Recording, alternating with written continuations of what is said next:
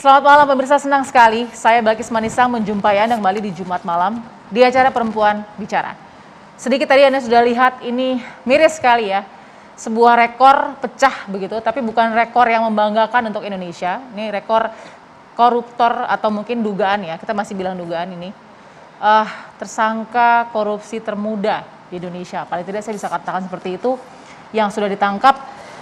Menjadi sebuah catatan kelam juga di lembaran tahun 2022 dengan sejumlah operasi tangkap tangan yang dilakukan oleh KPK. Tidak tanggung-tanggung ada 3 kepala daerah, seorang hakim yang sudah diamankan dengan sejumlah barang bukti, dan ada juga paling tidak saya katakan tadi anak muda yang bernama Nur Afifah Balkis mendadak viral karena memiliki rekor sebagai koruptor termuda yang pernah ditangkap KPK.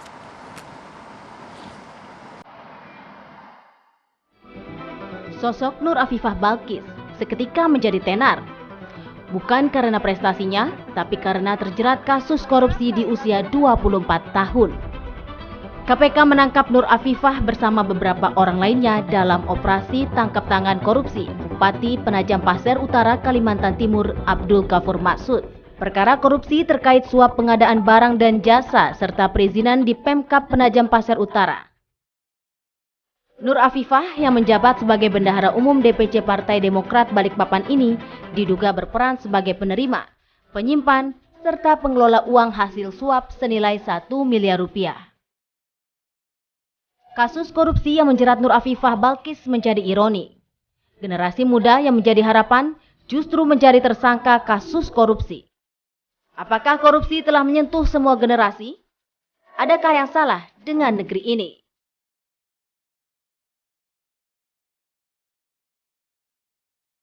Ya, dan bersama saya sudah ada perempuan-perempuan hebat di meja Perempuan Bicara. Saya perkenalkan mulai dari Mbak Devi Rahmawati sebagai pengamat sosial kita. Apa kabar Mbak Devi? Insya Allah baik Mbak. Malam ini jadi pengamat sosial dan politik ya, mau nggak mau harus. Oke, baik. Di sebelah kirinya sudah ada juga Prof. Siti Zuhro, ahli peneliti utama Pusat Ristek Politik BRIN. Selamat malam Mbak Wiwi, saya panggil Mbak Wiwi. Ya, apa kabar? selamat malam Mbak Balkis. Malam Mbak Wiwi, sehat ya? Alhamdulillah. Alhamdulillah. Ya. Dan tentu karena ini kita mau bicara tentang anak muda yang prestasinya bukan prestasi gitu ya. So far saya mau undang juga, perkenalkan ada Shirley Anavita, influencer milenial kita. Apa kabar Shirley? Alhamdulillah baik. Oke. Saya mau dengar langsung dari Mbak Devi. Mbak Devi, ini mengejutkan tapi sebenarnya bukan hal yang baru karena sebenarnya sebelum ini juga sudah ada penangkapan-penangkapan kepala daerah muda, terus kemudian penegak hukum muda ya, atau mungkin istri-istri muda daripada ini terjadi. Mungkin kalau agak sedikit riset, ini istri-istri yang juga usianya masih muda tuh juga terlibat dalam kasus korupsi. Sekarang ada anak muda usia 24 tahun, begitu ya. Sudah dugaan korupsinya 1,4 sekian miliar rupiah. Ada fenomena apa tentang korupsi dan anak muda, Mbak Devi? Ya, menarik, ada sebuah penelitian yang sudah masuk ke levelnya, jurnalnya itu jurnal yang kastanya tinggi sekali lah. Artinya memang bisa dipertanggungjawabkan hasil studinya di Indonesia. Yang menarik ditemukan bahwa ternyata bagi kalangan muda bicara korupsi kan tidak langsung tiba-tiba korupsi. Ya. Tapi ada persoalan mentalitas, persepsi anak muda terhadap korupsi. Menarik, studi itu menunjukkan bahwa bicara soal integritas ternyata anak muda yang disurvei itu lebih mengenal kata korupsi tapi tidak memahami kata integritas. Padahal integritas itu kan terkait dengan kejujuran misalnya, dengan komitmen misalnya. Jadi pemahaman tentang korupsi itu mereka sadari ketika memang media mengangkat topik soal korupsi itu kuat sekali dan itu kaitannya dengan misalnya pejabat. Tapi pemahaman bahwa akar dari korupsi itu adalah ketidakjujuran, artinya bahwa ada sikap mental yang seharusnya dipersiapkan, itu mereka tidak memahami. Nah, ini kan menarik, artinya jangan-jangan bagi mereka mencontek gitu ya, membayar agar nilai lebih bagus misalnya, itu bukanlah satu hal yang memang menjadi cikal bakal praktek korupsi yang jauh lebih besar. Karena ketika bicara korupsi kan pemahamannya sebenarnya adalah bahwa Anda itu itu merugikan bukan hanya diri Anda tapi bangsa dan negara. Anda memiskinkan banyak orang, bahkan tanda kutip mendorong orang pada kematian. Kalau misalnya korupsinya korupsi tiang gitu, pembangunan jalan misalnya, Betul. orang bisa meninggal kan. Betul. Pemahaman itu tidak sampai. Nah ini kan bahaya. Artinya jangan-jangan kalau misalnya hari ini ada anak muda, ke depannya nauzubillah min zalik, tapi ada anak muda lain, Ya. bukan karena mereka niat misalnya melakukan korupsi, tapi karena basis moral dan prinsip-prinsip tentang integritas itu tidak mereka pahami. Nah ini PR-nya jelas dari rumah. Oke. Karena bagaimanapun juga pendidikan tentang integritas itu harusnya dari rumah. Tapi pertanyaannya, apakah rumah menjadikan isu kejujuran sebagai tema utama untuk menjadikan bahwa kamu anak yang keren, kamu anak ibu yang membanggakan kalau kamu jujur. Nah kami pernah bukan iseng ya, tapi sekedar melakukan monkey survey lah gitu, Ya, ya. ditanya 3 kata pertama yang yang menurut kamu paling penting sebagai kualitas hidup. Kita tanya anak muda juga. Ya. Kejujuran tidak menempati peringkat pertama. Ternyata? Nah, ya mereka lebih memilih kekayaan gitu ya, kecerdasan gitu kan. Nah jadi artinya ini kan menarik gitu. Kita Wow. punya PR yang jauh lebih besar, bukan hanya sekedar politisi lalu korupsi. Menurut hemat saya itu juga terlalu sempit ya melihat Ya, bahwa ya. karena banyak sekali juga politisi yang jujur, baik, Betul. berintegritas. Sepakat. Jadi ini adalah buah dari rapuhnya fondasi moral dan integritas bagi Mbak Devi seperti itu. Nah, kalau masalah kaget nggak kaget, Mbak Wiwi kaget nggak sih Mbak Wiwi sebenarnya ada kondisi seperti ini? Kita nggak bisa mengeneralisir, tapi ini jadi contoh yang ironi paling tidak. Bahwa ada anak muda yang sudah, saya yakin itu nggak semudah itu dia langsung nyemplung gitu. Pasti ada step-stepnya dia sampai ke sana. Nah, ini terjadi di dunia politik kita. Ya, tentu ini memberikan satu keprihatinan tersendiri ya. Waktu itu saya kaget itu ketika di Kutai Kertanegara ya, Ibu Bupati Mbak Rita, Bu Rita, luar biasa gitu ya, kena korupsi dan langsung dia adalah terdakwa kan waktu itu. Lah di situ saya bingung juga, kaget karena beliau adalah inovator waktu itu. Kita menjuri dia, membuat satu inovasi yang bagus di kotanya, tapi tidak selang lama Terjerumus ya. dengan ini ya. Beliau adalah koruptor. Itu sedih sekali saya. Karena sudah kurang apa? Beliau cantik Iya. dan sebagainya, bisa memimpin gitu ya. Kader partai dan sebagainya. Kecewa sekali kita. Nah, sekarang jauh lebih mudah lagi. Pertanyaannya adalah apa yang salah gitu ya. Dengan sistem kita ini. Oke. Kalau tadi dibilang ada penelitian yang bagus tadi itu, Iya. sebetulnya empirik menunjukkan bahwa kita ini kurang asupan budi pekerti. Jadi ada mata pelajaran yang dulu saya waktu SD, TK, TK dulu SD itu ada pendidikan budi pekerti. Ya. Itu penting sekali. Oke. Menulis halus gitu ya. Itu kan melatih kita kehalusan budi bahasa kita gitu ya. Oke. Budi pekerti penting sekali karena itu yang apa ya? Menjadi landasan memberikan ya. modal Betul, gitu ya pada betul. kita. Lah itu hilang sama sekali. Oke, dan ini semakin ironi Iya. ya. Oke. Saya Dengan mau- sistem demokrasi ini kita pertanyakan serius sekali. Iya.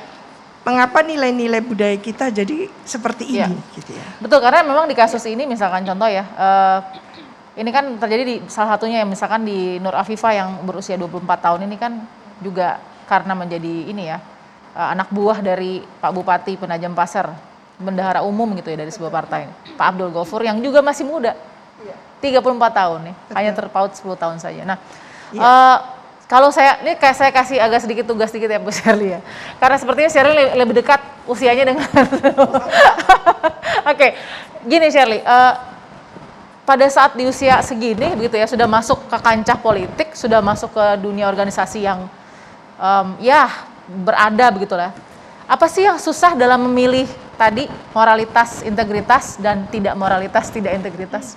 Di mana tuh pisahnya? Ini menarik Mbak Balkis. Sebetulnya saya sangat sepakat dengan semua yang disampaikan tadi. Ya. Tapi satu hal yang Sherly yakini bahwa tindak pidana atau kejahatan apapun bentuknya itu bisa jadi sebetulnya tidak diniatkan. Apalagi oleh anak muda. Tapi karena terkondisikan dan dikondisikan. Jadi dengan konteks sesuai dengan apa tadi yang kita lihat, tertangkap kena gitu. Ya. Apalagi kondisinya masih sangat muda, 24 tahun. Maka dan ini kan bukan baru terjadi, ini sebetulnya sudah banyak terjadi sebelumnya. Ketika banyaknya terjadi secara terulang terus bukan 1-2, jangan-jangan ada masalah nih dengan sistemnya. Oke. Saya sepakat dengan pertanyaan penting yang tadi disampaikan oleh Bunda. Untuk itu saya ingin meng-highlight 3 poin utama. Pertama, jangan-jangan mahalnya biaya politiknya sehingga ketika sudah sampai pada posisi tersebut atau jabatan tersebut bertanya nih, ini mana yang bisa mengembalikan modal? Karena kita sama-sama tahu untuk sampai pada titik itu berapa biaya kampanye, belum lagi mahar partai, itu kan sangat tinggi. Yang kedua, korupsi itu bukan tentang tua muda. Saya juga sepakat, korupsi itu adalah tentang sikap mental. Dan ketika kita bicara mental, karakter, saya mengamini apa yang disampaikan oleh mantan Perdana Menteri Perempuan pertama Inggris, bahwa karakter itu dibentuk oleh kumpulan habit yang kita lakukan sehari-hari. Mungkin terlihat kecil, mulai dari menyontek, mulai dari mau menerima sedikit, dan apa yang terjadi habit tahunan di sebuah instansi misalnya, untuk bisa turun anggaran harus ada potongan, harus ada komisi, nggak akan cair kalau nggak bagi hasil. Ini kan sesuatu yang sudah menjadi habit tahunan di beberapa instansi yang ketika ini tidak bisa dipecah, akhirnya mau semudah apapun dia masuk ke dalam sistem, terus anak muda bisa apa di dalamnya kan gitu. Tapi kan punya kewajiban menjadi agent of change. Akhirnya tidak bisa dia melewati paling tidak harapan orang untuk dia menjadi agen perubahan. Saya akan tanya lagi karena tadi saya garis bawahi apa yang dikatakan Shirley adalah sistem politik. Bener nggak sih Mbak Wiwi seperti itu sistem politik? Karena jangan gini, kita mau konsen kemana nih? Apakah memang sistem politik atau memang kualitas SDM kita yang semakin menurun dengan tadi hasil survei yang luar biasa sekali. Anak muda sekarang lebih berpikir soal satu, kekayaan dan kecerdasan, bukan kejujuran. Sesaat lagi tetap di Perempuan Bicara.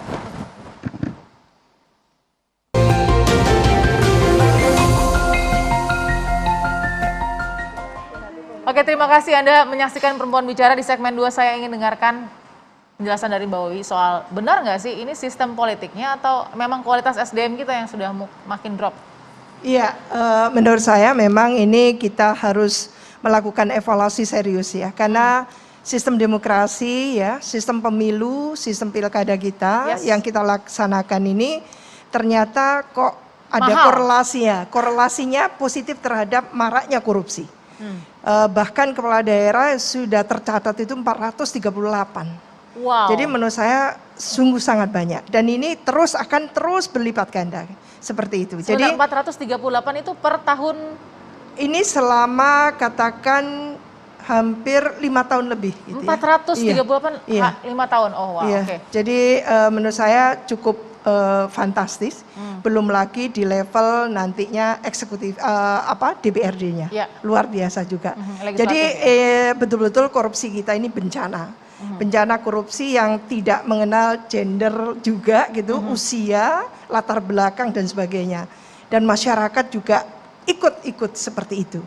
Nah, ini artinya bahwa kita harus melakukan sungguh-sungguh gitu ya, melakukan satu evaluasi terhadap sistem politik kita, sistem demokrasi kita, pemilu kita, sehingga nanti menyongsong 2024, jangan lagi orang tidak kenal antara kejujuran dan integritas tadi itu dengan korupsi tadi itu. Oke, tapi tadi saya bilang ini soal biaya politik, berarti sistem politik kita ini secara terbuka. Ada yang salah. Biaya politiknya atau cara berpolitiknya? Dua-duanya. Jadi sistem dengan pemilu langsung gitu ya, yang asumsinya sangat positif yaitu dari rakyat, oleh rakyat, untuk rakyat gitu. Tapi ternyata luar biasa. Asumsi pertama itu bahwa tidak akan menggunakan money politics karena tidak akan mampu membayar masyarakat pemilih yang banyak itu. Tapi meleset ternyata. Tapi kan terbantahkan oleh para politikus yang bilang nggak mungkin saya nggak bawa uang kalau mau kemudian ke daerah pemilihan. Iya betul. Jadi ini sudah disadari sebetulnya para elit politik kita karena pemilu kita sangat mahal, sangat mahal. Jadi beda dengan pilpres, beda lagi dengan pemilihan gubernur, bupati, wali kota di daerah mana itu, daerah kayakah, daerah sedangkah kan gitu. Itu biayanya luar biasa. Dan itu sudah ada disertasinya. Jadi bukan hal yang rahasia lagi, menjadi rahasia umum. Oleh karena itu menurut saya memang menyongsong pemilu 2024. Evaluasi secara kritis itu dilakukan supaya pemilu kita tidak menghasilkan lagi seperti itu. Oke, salah satu wake up call yang mungkin bisa sangat bermanfaat adalah mungkin komentar netizen. Sesederhana itu. Kita lihat apa komentar netizen atau warganet soal kasus dari Nur Afifah ya, koruptor termuda. Ya, saya bacakan. Oke, biaya politik super mahal. Prestasi yang luar biasa, tingkatkan lagi anak muda. Ingat, budaya kita bukan budaya barat, budaya kita adalah korupsi. Ini satir ya, sudah satir semua nih. Dia akan jadi koruptor handal di masa depan, berkat pengalaman sejak usia muda, serta punya mentor yang hebat. Waduh, memalukan, harusnya usia muda lagi idealisnya. Mantap, usia masih belia, udah pandai korupsi. Seandainya semua partai menghasilkan kualitas skill seperti itu dalam tempo kurang 10 tahun, Indonesia sudah jadi negara maju karena politisi pada makmur semua. Politisinya ya, bukan bangsa dan tanah airnya nih, politisinya. Waduh, ini satir semua nih ibaratnya nih, nggak enak bacanya. Tadi kan seharusnya anak muda sedang idealisnya. Begitu nggak Shirley? Betul, Shirley banget. Harusnya salah satu kekayaan anak muda itu kan adalah nilainya, idealismenya Mbak. Sehingga ketika bagian itunya yang justru tergadaikan, maka sebetulnya hilang salah satu harta yang paling berharga dalam dirinya. Oke. Tapi saya sepakat bahwa ketika kita membahas masalah ini otomatis kita harus melihat sebetulnya apa yang bisa dilakukan kan begitu. Maka kalau misalnya kita melihat alasan kenapa terjadi KKN itu, maka tentu kita sama-sama ingat salah seorang bupati pernah mengatakan bahwa ketika menjadi pejabat melakukan KKN itu bisa dibilang keniscayaan. Karena rasanya tidak mungkin tidak melakukan KKN. Karena gajinya sedikit, sedangkan kebutuhan kebiasaannya banyak. Otomatis itu yang harus mulai kita sulam tambal. Nah, terkait itu akhirnya kita kan harus berpikir kalau memang gaji pejabat itu minim, maka kenapa enggak negara hadir untuk memenuhi gaji pejabat itu sesuai dengan ya kesemestiannya. Bisa menjawab nggak gaji pejabat dengan mengurangi angka korupsi? Artinya begini, kalau memang pejabat itu gajinya harus dinaikkan misalnya 1M, kasih 1M. Kalau memang seorang menteri itu harus ini yang denger bisa bahagia nih deket dengar harus dikasih 2M misalnya kasih, tapi dengan catatan tidak lagi menggerogoti anggaran. Itu jangan lagi, karena kalau digerogoti anggaran itu kita nggak tahu sampai seberapa banyak. Best practice-nya seperti itu nggak sih kalau misalkan masyarakat? Saya mau dengan Mbak Devi. Cara society bekerja atau berpikir seperti itu nggak sih, bisa semudah dan sesederhana itu? Ya mungkin itu jadi kan gini, bicara solusi kan pasti macam-macam. Ya. Itu bisa menjadi salah satu solusi. Tapi kalau bicara gaji kita bakal tahu misalnya di Amerika, di Australia bisa dicek. Presiden dengan kepala persatuan sepak bolanya jauh lebih tinggi gaji kepala persatuan sepak bola dibandingin presiden. Karena memang begini, bicara pejabat publik, seharusnya memang tujuannya adalah bukan memperkaya diri. Itu memang harus diluruskan terlebih dahulu. Bahwa ini adalah momentum paling mahal. Karena nggak banyak orang kemudian bisa jadi pemimpin yang artinya pahalanya luar biasa kalau serius banget gitu kan. Nah ini yang memang mungkin harus ditanamkan juga. Bahwa yang menjadi pemimpin itu kan gini, kadang-kadang akhirnya ketika kita ini kan masyarakat simbolik ya. Menjadi pemimpin itu lekat dengan kemewahan. Nah kemudian akhirnya banyak orang yang terobsesi juga bukan menjadi pemimpinnya untuk menjalankan amanahnya, tapi lebih kepada wah saya bisa menjadi lebih baik secara ekonomi. Nah cara pandang ini yang juga menurut hemat saya perlu ditanamkan, lagi-lagi dimulai dari keluarga. Kalau Anda ingin menjadi pemimpin, khususnya pemimpin publik ya, bukan perusahaan ya. Karena biasa kalau perusahaan itu modelnya kan memang gimana caranya seefisien mungkin gitu ya. Jadi pasti korupsi dan sebagainya itu sangat diminimalisir gitu. Nah yang paling penting adalah solusinya apa? Sekarang sebenarnya enak dengan kehadiran digital. Ketika semua sudah berani, misalnya sekarang ada konsep smart city. Sayangnya Smart City ini hanya berlomba-lomba banyak-banyakan aplikasi. Jadi ada satu daerah gitu yang aplikasinya bisa di atas 180 aplikasi. Tapi bukan itu spiritnya. Smart City adalah bagaimana masyarakat bisa terbuka, bahkan tanda kutip telanjang melihat arus kas misalnya dan sebagainya. Jadi mereka bisa melihat, dan ini kemudian pasti memotivasi siapapun yang menjadi agen negara dalam hal ini, baik itu dari mulai bupatinya, pekerja dan sebagainya, juga pasti akan sulit tanda kutip untuk tergoda main-main karena semuanya sudah begitu transparan. Jadi Smart City itu lebih pada konsep tadi membangun kejujuran yang sangat terbuka. Itu yang menurut hemat saya perlu kita bantu lah daerah-daerah untuk mewujudkan Smart City yang holistik, yang paripurna, bukan hanya memperbanyak aplikasi. Oke, ada dua solusi tadi yang berbeda tapi pasti bisa sangat bermanfaat diaplikasikan dan aplikatif memang. Tapi pertanyaan saya ke Mbak Wiwi ini, seorang Nur Afifah ya, dia the real koruptor atau memang dia korban saja yang terjebak dalam pusaran dan tekanan tuntutan sistem itu? Iya, ini pesan yang harus kuat sampai ya. Pesan utama yang harus disampaikan dalam hal ini adalah ketika perempuan turun langsung terjun ke dunia publik ya, ke dunia politik apalagi gitu ya. Itu nawaitunya apa? Jadi niatkan kalau memang ke politik gitu ya, tentu dia harus siap semuanya gitu ya. Mentalitasnya gitu ya, modalitasnya, substansinya dan sebagainya. Lah kalau perempuan sudah cuman ikut-ikut, ya begini cara jadinya.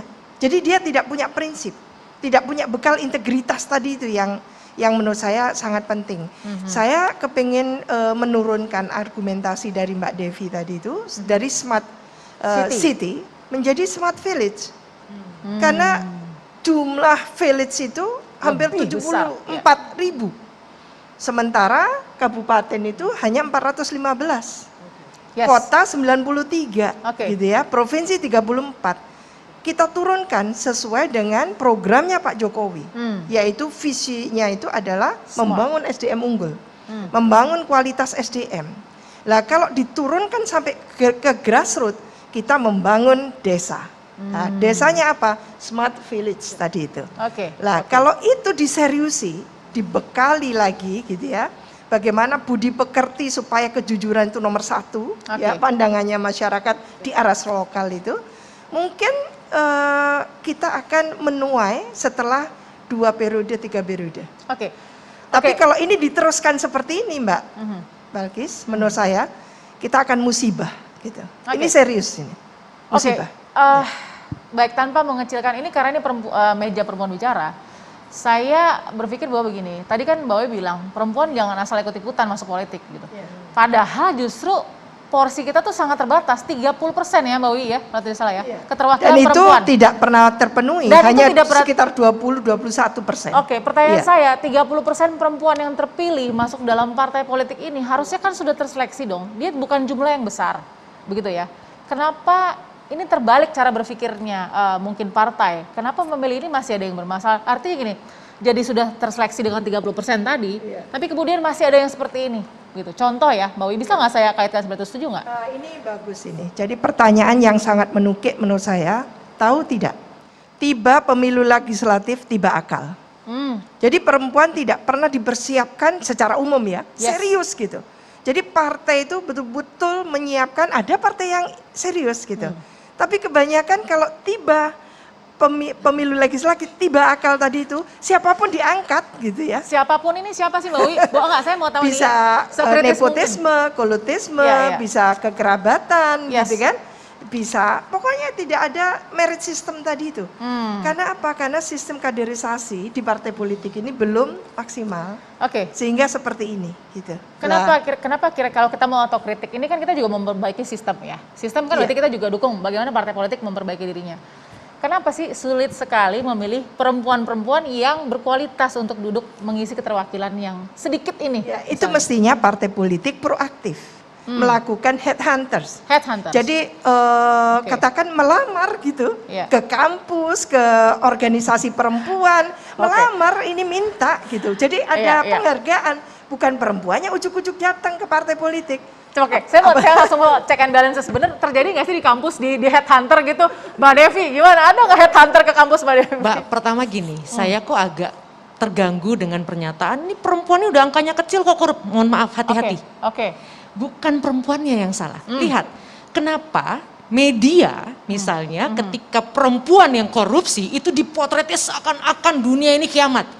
Menurut hemat saya ini juga nggak fair. Oke. Padahal kita tahu yang paling banyak politisi ya laki-laki. Yang korup dari 438 tadi itu siapa? Laki-laki. Yes. Artinya menurut hemat saya jangan kemudian perbaikan bangsa ini seakan-akan ditentukan oleh kehadiran perempuan yang 30% saja tadi tidak disiapkan dengan serius. Ya. Nah, jangan sampai itu digeser isunya bahwa negara ini hancur, politik ini berantakan karena perempuan. Menurut saya nggak fair. Oke. Nah, memang ini tentu juga menjadi sebuah kejutan. Yes. Tapi justru laki-laki ngapain aja yang sudah 70% itu. Gitu. Jadi saya tidak nyaman tadi ketika isunya kok ini 30% harusnya yang terbaik dong. Loh, Tentu. memang gitu kan. Tentu, Tapi Mbak Devi, saya paham. Saya harus masuk ke zona tidak nyaman ini. Karena kita ingin memilih yang terbaik. Ini kan Betul. sebagai wakil rakyat. Betul. Benar sekali tidak bisa dijustifikasi bahwa satu orang. dugaan saya, karena saya nggak tahu, beliau profesor politik, Ya. apakah jangan-jangan perempuan mengisi yang 30% males saja karena sudah diisi dengan laki-laki yang lebih banyak korupsinya tadi, itu saja. That's a very good point. Ya itu yang jadi pertanyaan saya juga Iya. Mbak Wi, paling tidak. Jadi kita perempuan harus mampu mengkritik diri Diri kita sendiri, juga. Ya. yes. Jadi makanya mengapa saya selalu mengatakan perempuan yang turun langsung terjun ke politik, siapkan mentalitasnya, siapkan substansinya. Oke. Karena apa? Kompetisinya tuh luar biasa. Oke. Dan itu dunia kekuasaan, dunia kepentingan dan sebagainya. Oke. Tapi kalau untuk berkompetisi sama-sama korupsi enggak, Prof. Iya. Makanya banyak yang mundur, banyak yang mundur. Satu hal yang Ya. Mbak Devi tuntut tadi itu, mengapa perempuan menjadi kayak dipermasalahkan? Yes. Jangan lupa, perempuan ini fitrahnya itu luar biasa. Keibuan, Sepakat. harus jujur, harus memberikan Contoh. katakan contoh, teladan Iya. dan sebagainya.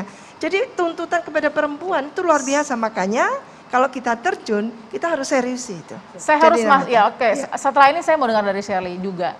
Benar sekali Mbak Devi concernnya. Saya harus masuk ke zona itu. Kenapa? Karena kalau memang beban publisitas sebuah bangsa, majunya bangsa, pintarnya bangsa ada di pundak kita, maka berikanlah kemudian assessment yang baik, kaderisasi yang baik, agar kemudian memunculkan tokoh-tokoh yang baik. Kita akan sambung lagi ya Shirley ya. Saya mau dengar dari Shirley juga seperti apa sebenarnya. Apakah kamu juga pernah ditawarkan ya antara idealis dan masuk partai? Saya nggak tahu nih Shirley ya. Saya penasaran tadi. Sesaat lagi ya, tetap di Perempuan Bicara.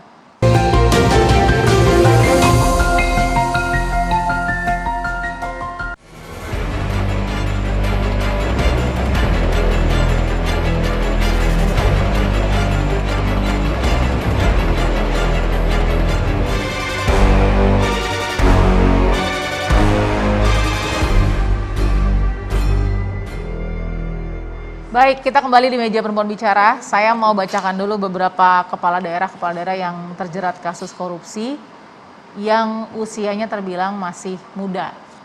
Kita lihat satu-satu ya, ada mantan Bupati Kepulauan Talaut Sri Wahyuni Maria Manalip 42 tahun. Ini dugaan soal penerimaan gratifikasi.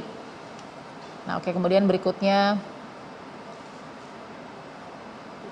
mantan Wali Kota Kendari Adriatma Dwi Putra 29 tahun, suap dari rekanan 6,8 miliar ya. Mantan Gubernur Jambi Zumi Zola 38 tahun, kasus suap anggaran 2018. Mantan Bupati Lampung Utara Agung Ilmu Mangkunegara 30 tahun, terkait proyek di Dinas PUPR dan Dinas Perdagangan Pemkab Lampung tahun 2019. Oke, mantan Bupati Kutai Kartanegara Kaltim Rita Widiasari 44 tahun, kasus tindak pidana pencucian uang terkait fee proyek di tahun 2018. Oke, kita lihat tadi ada satu yang saya garis bawahi di segmen pertama, Mbak Devi pernah sempat bilang tadi ya, bahwa sebagai pemimpin publik atau mungkin pejabat publik, kita memang tidak bertujuan untuk memperkaya diri. Justru malah ada aturan ya kalau nggak salah ya Mbak Wiwi, bahwa harus hidup dalam kesederhanaan gitu. Nah, perjalanan itu kan dimulai dari idealisme dulu ya sampai ke sana ya. Nah, saya mau tadi nyangkut pertanyaan ke Shirley nih gitu.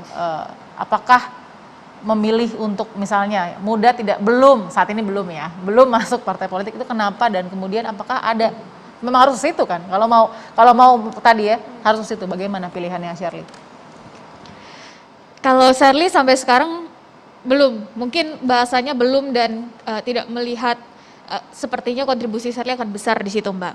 Nah, tapi ini menarik karena dari tadi kan kita di awal ngelihat tuh nama-nama siapa, umurnya berapa, itu kan masih tergolong muda ya. Ada ramai idiom di masyarakat begini Mbak Balkis, bahwa pejabat yang tertangkap itu sebetulnya sial saja. Betul ya Bunda? Waduh. Soalnya tertawa nih Bunda. KPK bisa saja, dan kalau mau menangkap pejabat manapun sebetulnya bisa. Karena itu tinggal dipilih aja. Kenapa? Karena sangat susah pejabat itu bisa tetap tegap dengan setia memegang nilai. Kalau tadi bahasanya mungkin adalah idealisme, dengan komitmennya yang dari awal sudah dipegang. Ketika di dalam sistem, habitnya, lingkungan kerjanya sangat kental dengan yang tadi sama-sama kita lihat. Nah, untuk itu karena melihat dari sudut pandang muda nih, apalagi perempuan, maka saya ingin menarik tadi pembahasannya. Saya ingin masuk begini. Pertama adalah kitanya sebagai anak muda, apalagi dalam hal ini perempuan, karena tadi arah diskusinya ke sana, kita harus mempersiapkan diri. Saya sepakat dengan poin itu Bunda, karena masa depan itu adalah lebih senang datang dan hinggap kepada mereka yang bersiap. Artinya apa? Kalaupun memang tidak di dalam sistem, ya dari luar sistem kita bersiap Bisa mental, kok gitu ya? bersiap secara logika. Bisa kok kita show dengan logika kita, dengan cara kita bernalar, dan dalam hal ini memberikan kontribusi juga bisa. Mbak Devi misalnya, sebagai aktivis latar belakang pendidikannya Bunda misalnya, dengan kontribusinya dalam bidang akademik, dan ini yang akhirnya menjadi daya tawar, bargaining positionnya naik. Dari situ akhirnya publik juga melihat ada social trust, oh ternyata perempuan juga bisa, pelan tapi pasti.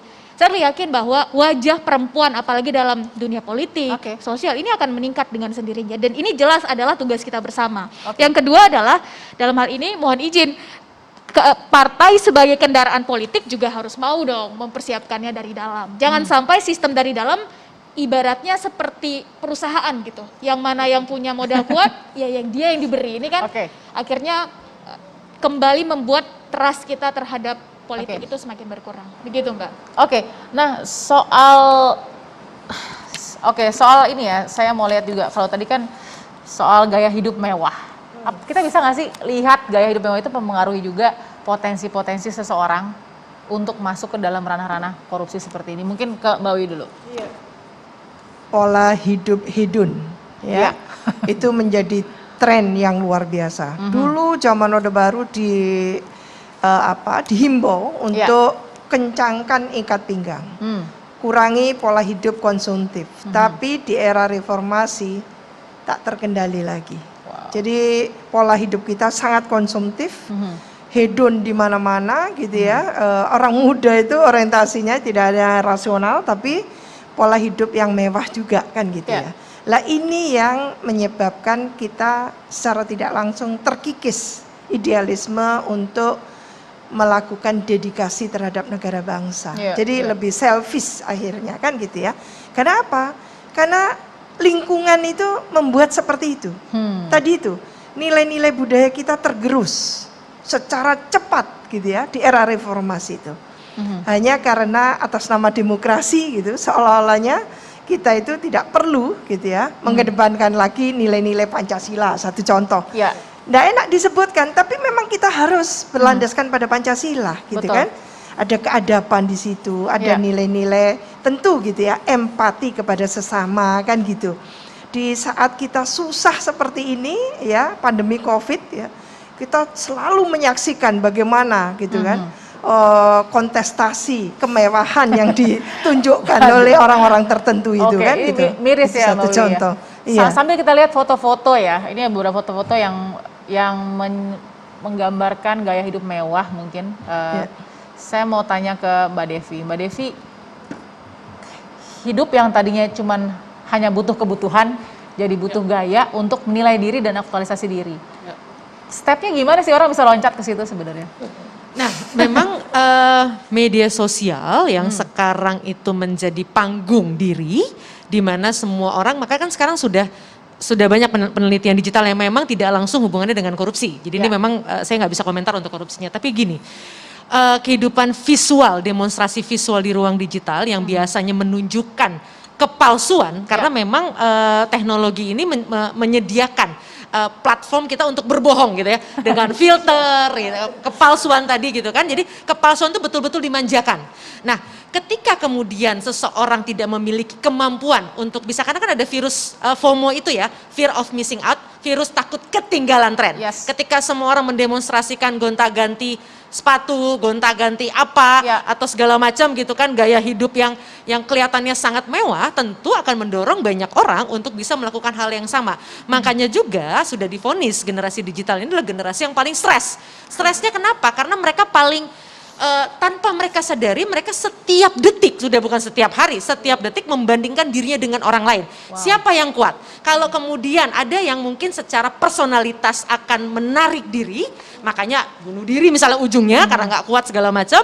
Tapi kalau yang agresif, nah bisa jadi, tapi ini sebuah hipotesis yang sangat serampangan karena belum ada penelitiannya. Artinya bisa jadi mendorong dia untuk bisa mengambil mencari cara untuk bisa menyamakan demonstrasi visual tadi.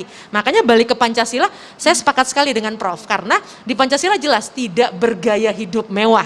Makanya kita seneng nih, misalnya Pak Presiden itu kan sederhana, menampilkan sesuatu yang memang menurut hemat saya itu yang jarang sekarang, karena semuanya sekarang berusaha menjadi mewah, bukan menjadi lebih baik. Nah, makanya ketika Ghazali gitu ya muncul dengan tampilannya yang sederhana, tapi kemudian bisa menghasilkan sesuatu yang besar, ini bagus. Artinya bukan kemudian lebih baik, tapi berbeda yang tidak berbahaya, itu yang seharusnya dijadikan kredo baru. Oke, luar biasa. Contoh-contohnya beberapa terdakwa korupsi yang kemudian justru ketahuan minta disuapnya dengan tas branded, langsung mintanya tas branded gitu misalnya, atau mungkin kehidupan yang sudah tahu disorot sebagai pejabat publik misalnya begitu ya. Lalu kemudian memposting bahwa dirinya memiliki kemewahan ini, begitu ya. Ini kan sebenarnya seperti menawarkan diri untuk diperiksa gitu ya. Sebenarnya ini dunia digital sebenarnya tidak berkaitan langsung dengan korupsi, tapi sangat menjadi alat yang penting ya. Orang nggak perlu riset jauh lagi ya, Mbak Wiwi sekarang ya. Tinggal cukup lihat sosial media sudah tahu ini berpotensi atau tidak, gitu. Iya betul. Jadi tidak malu-malu gitu ya. Bahkan menantang gitu ya, menantang gitu untuk diperiksa tadi itu. Jadi menurut saya apa yang salah gitu ya. RI satunya ngasih contoh luar biasa, baju putih tidak ganti-ganti gitu kan, itu aja kan gitu. Tapi kenapa tidak turun ke yang lain? Biasanya role model itu luar biasa. Jadi menurut saya mungkin yang akan datang kita harus berpikir solusi Mbak Balkis. Solusinya kita mintakan saja orang-orang muda ini menjadi simpul untuk ikut memberantas korupsi dan untuk mengurangi pola hidup hedon tadi itu. Tapi lebih ke pola hidup yang achievement kan gitu ya. Jadi mereka tuh berkarya, berachievement gitu ya. Cukup nggak sih sosial atau tugas sosialnya para aktivis misalnya, atau mungkin para akademisi misalnya, atau misalnya kita punya KPK, kita punya Kejaksaan Agung, polisian, cukup nggak sih untuk? Jadi menurut saya ini harus bekerja bersama-sama. Jadi kerjasama antara stakeholders terkait. Jadi katakan pemerintah dengan pegiat-pegiat gitu ya, dengan dunia orang muda dan sebagainya, lalu mendorong mereka gitu kan. Kan banyak cara sekarang, ada BPIP, ada Ibu Mega sebagai ketuanya gitu kan. Bagaimana supaya nilai-nilai tadi itu meresap betul. Ini korupsi ini sudah luar biasa, tidak lagi bisa diatasi dengan berbagai cara, bahkan penalti 18 tahun apapun gitu, terus menerus gitu ya, akan terjadi korupsi seperti itu. Jadi menurut saya endingnya itu harusnya memang tidak hanya memperbanyak role model, tapi bagaimana penalti itu disebutkan, katakan mungkin sudah saatnya mengatakan penaltinya adalah hukuman mati gitu loh. Wow. Hukuman mati. Pasti merinding semuanya. Gitu Tapi ya. kan selalu akan bertentangan Itu dengan pasti ada pro hak kontra. asasi manusia. Tapi ini apa terus solusinya? Seperti ini terus. Sampai kapan kita sebagai negara bangsa ini di luar dilihat gitu ya, bahwa kita ini sudah luar biasa. KPK menangkap ini, menangkap itu, terus tangkapan-tangkapan. Ya. Semakin sering tangkapan terjadi, orang luar itu tidak percaya Indonesia. Oke. Karena memalukan, semua pejabat-pejabatnya itu korup, kan gitu. Oke. Bagaimana memberikan kepercayaan? Kita mau naikkan daya saing gitu kan, Indonesia di ASEAN, di Asia Pasifik, di global. Tapi di internal kita ini tidak meyakinkan, kan Oke. gitu. Jadi sia-sia usahanya Pak Jokowi itu, Oke, mau jadi- meningkatkan daya saing tadi itu. Karena tidak ada kepastian hukum di dalam. Oke. Jadi menurut saya inilah legasi dari Pak Jokowi ke depan itu Ada adalah penalti ya. memberikan penalti yang luar biasa terhadap para koruptor. Kalau tidak cukup dengan kayak Pak Artijo Al-Kausar almarhum ya, beliau luar biasa kerasnya itu. Oke. 18 tahun, 20 tahun dan sebagainya gitu. Ternyata banyak juga yang korup.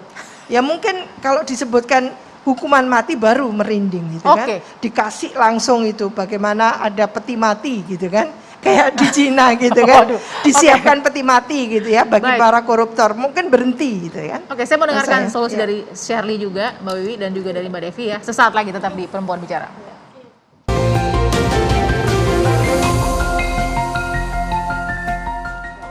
Kembali di Perempuan Bicara, kita membicarakan ini pasti tentu ingin dengar solusi juga dari Mbak Devi dan Shirley. Mbak Devi, harapan dari masyarakat sebenarnya kan dulu punya wakil rakyat itu diharapkan sebagai pengabdi rakyat juga lah gitu. Tapi sekarang kok jadi lebih komersil ya gitu. Ibarat kata menjadi sebuah pekerjaan yang menghasilkan bukan pengabdian.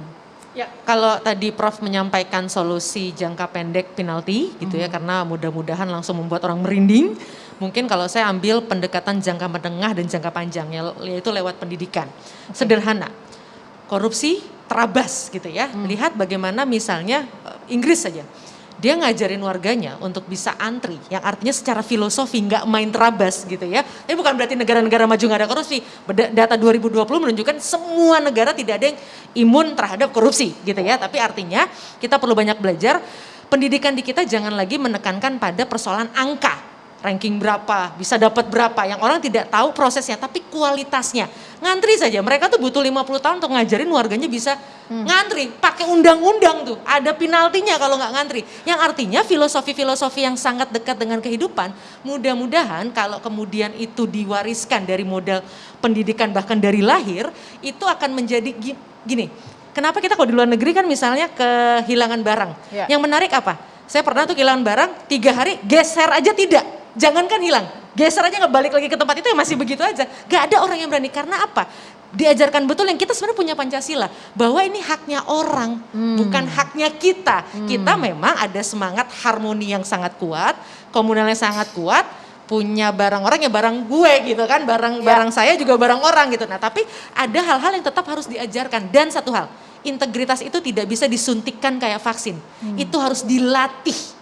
Dilatih itu benar-benar bukan cuma dihafalkan, tapi dipraktekkan dari mulai tadi ngantri masuk ke simulasi itu, dan harus terus menerus. Bahkan kalau perlu yang diatur bukan hanya penalti hukuman mati untuk ini, tapi bagaimana aturan tadi ngantri, sabar, apa segala macam, karena itu proses kan. Korup itu kan salah satunya karena terabas, karena nggak sabar. Nah ini yang perlu dibentuk lewat pendidikan. Saya memilih pendidikan solusi jangka menengah dan jangka panjang karena New Zealand misalnya, negara nomor 1 yang indeks korupsi kecil sekali gitu ya, itu lewat pendidikan masuk ke semua negara-negara lewat pendidikan. Tadi sebagaimana disampaikan Prof, kita akan rasakan Indonesia yang sehat dari korupsi mungkin baru 20 atau 30 tahun ke depan.